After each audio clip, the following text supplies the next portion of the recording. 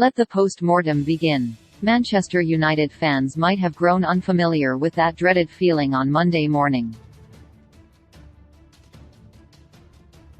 Was it a nightmare? Yes. But was it a dream? Absolutely not. Erik ten Hag has been taking the club in the right direction, and it's been some months now since a defeat was so horrific that supporters may have been tempted to take a sick day to avoid the laughter and jokes of colleagues. 7-0, 7. To bloody Liverpool. A Liverpool who have been far off their high standards this season and are still 7 points behind United. It still doesn't quite seem real even now. Where did that come from? It seemed as though the difficult trip to Anfield was being managed perfectly, but then a decisive 60 seconds changed it all.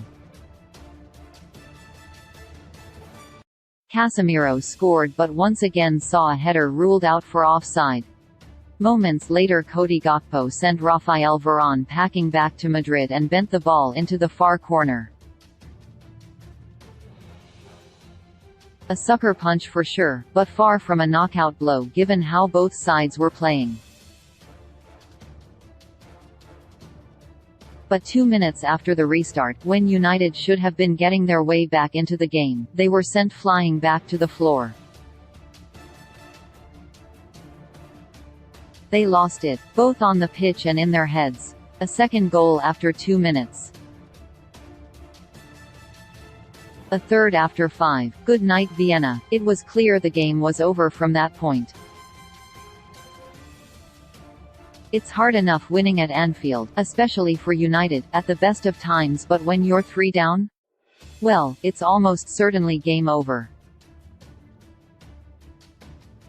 Sometimes, you just have to accept that. But United didn't. They haven't all season. It's been their biggest strength. One that has harkened back to the glory days of Sir Alex Ferguson and provided so many great moments. United don't know when they're beaten, don't give up, and have come from behind for some excellent results this season.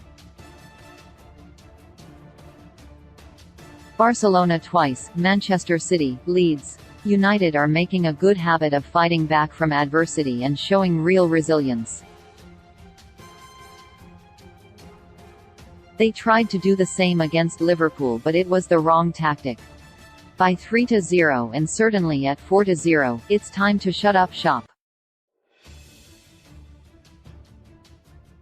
Take the L and move on. There will be no heroes today, only villains. By that point, it should have all been about damage limitations, but instead United foolishly kept pushing forward, looking for a way back into the game and leaving themselves completely open.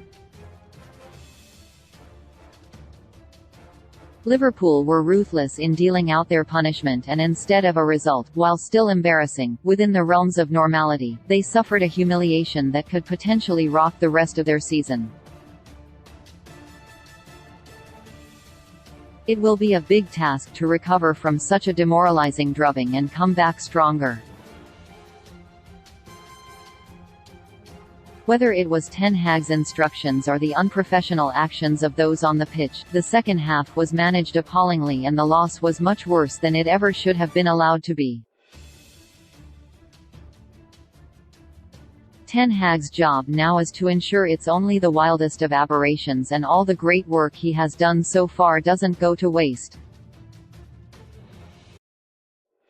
The Dutchman has certainly shown he is capable after recovering strongly after the other dreadful defeats to Brentford and City, so has earned the faith.